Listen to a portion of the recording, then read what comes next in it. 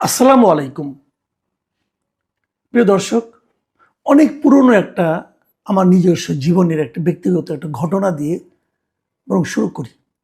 এটা আমার নিজের ঘটনা না। আমি সে সময় যে জায়গায় চাকরি করতাম সেই অফিসের নিউজ সংক্রান্ত একটা ঘটনা। এটা ২০০১ সালের শুরুর দিকের কথা বলছি। আওয়ামী লীগের শেষ সময়, আওয়ামী লীগ সরকার তখন ছিল ক্ষমতায়, শেষ সময় ২০০১-এর অক্টোবরের দিকে নির্বাচন হবে। এ সময় আমরা দেখলাম যে আওয়ামী লীগের সেই সরকারের বিভিন্ন কর্মকর্তা, মন্ত্রী, এমপি এরা নানা ধরনের চুক্তি, নানা ধরনের কর্মকাণ্ড, নানা ধরনের অর্থনৈতিক আপনার প্রজেক্ট নিয়ে খুব দৌড়াদৌড়ি করছে। সে সময় আমি তখন চাকরি করতাম দৈনিক জনকণ্ঠে। সে সময় উপদেষ্টা সম্পাদক ছিলেন মিস্টার তোয়াব খান।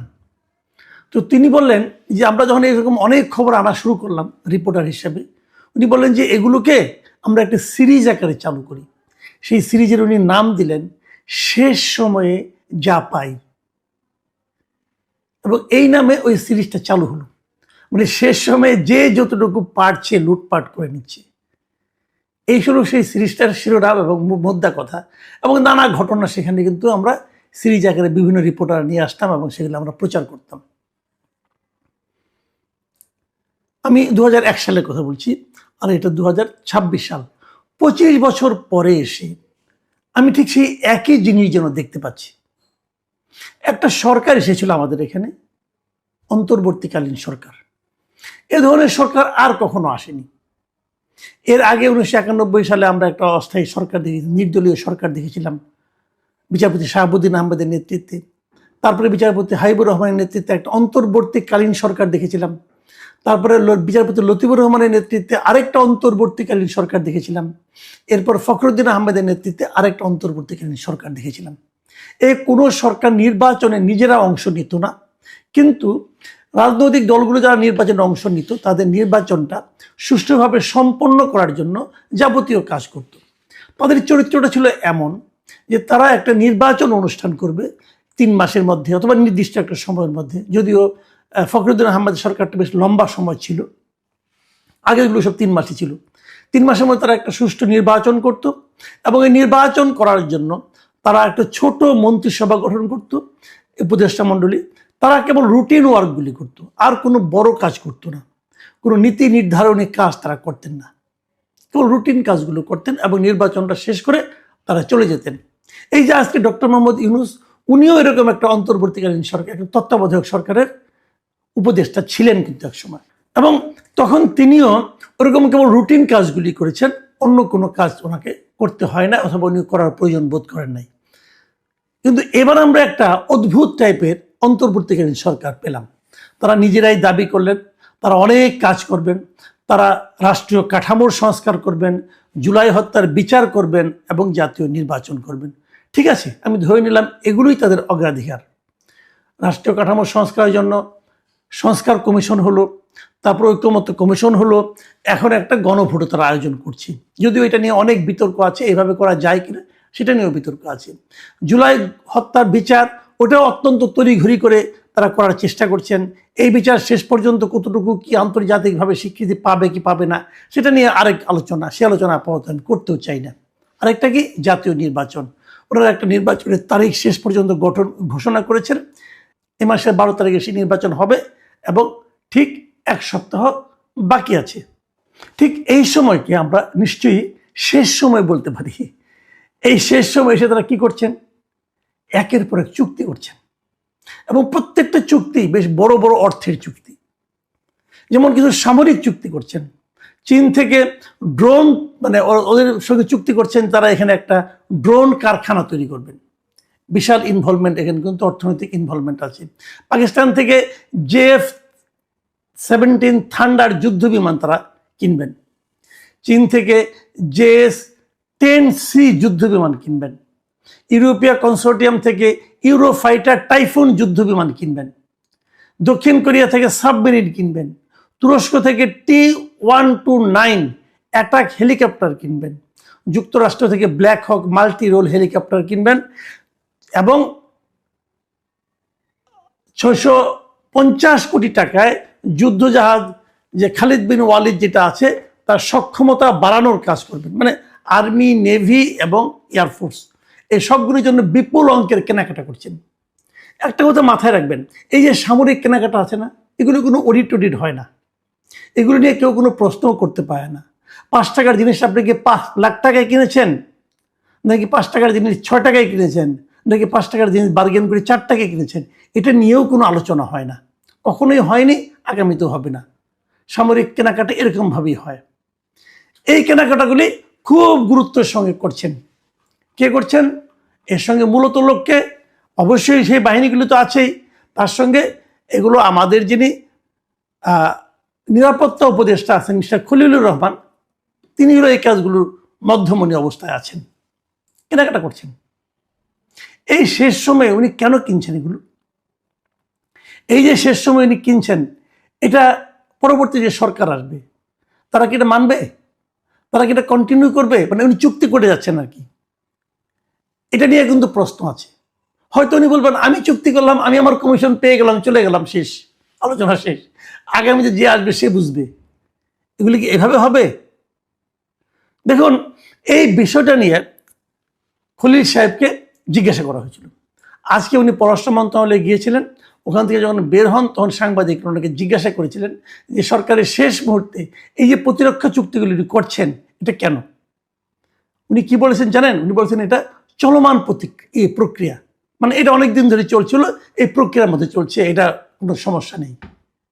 সাংবাদিকের তাকে পাল্টা প্রশ্ন করেছিল, যদি আগামী সরকার যারা আসবেন তারা যদি এই চুক্তিগুলিকে বাতিল করে দেন, চুক্তিগুলিকে তারা যদি কন্টিনিউ না করেন তাহলে কি হবে? উনি কি বললেন? উনি কিন্তু উনি জবাব দেননি, উনি প্রশ্নটা এড়িয়ে গেছেন এভাবে, যেটা অনুমান নির্ভর প্রশ্ন হতে পারে। অনুমান নির্ভর প্রশ্ন, অনুমান নির্ভর প্রশ্ন মানে কি? সেখানে একটা সম্ভাবনা আছে, আপনি সেই সম্ভাবনাটা জবাব দেন। উনি কোনো জবাব দেননি, কারণ আসলে ওনার কাছে কোনো গ্রহণযোগ্য জবাব নেই।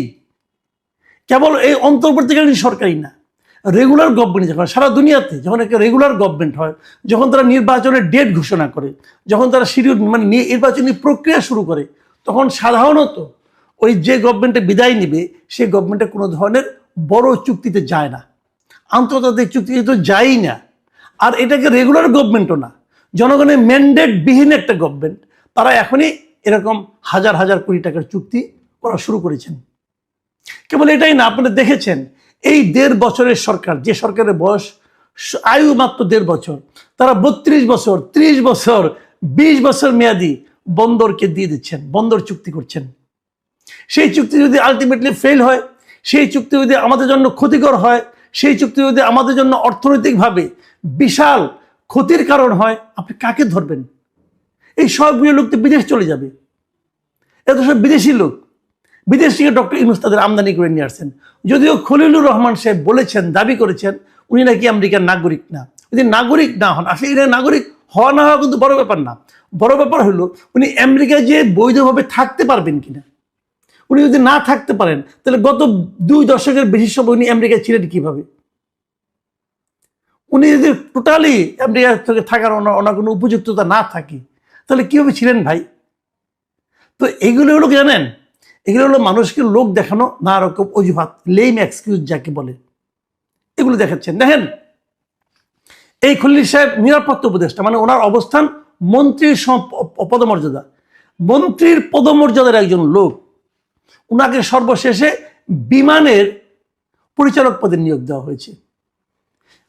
মানে বেসরকারি যে এভিয়েশন, সিভিল এভিয়েশন যে আছে, মিনিস্ট্রি আছে, সেই মিনিস্ট্রির একটা অঙ্গ প্রতিষ্ঠান হচ্ছে বাংলাদেশ বিমান, এবং সেই বিমানের যে পরিচালনা বোর্ড আছে সেই বোর্ডের উনি হয়েছেন মেম্বার, অথচ উনি একজন মন্ত্রী। কেন? ওখানে কি মজা ভাই? মজা হলো বিমান কিনতে হবে, বিমান কেনা নানা রকম প্রক্রিয়া এখন চলছে, এবং সেই প্রক্রিয়াগুলির সঙ্গে ওনার থাকা লাগবে।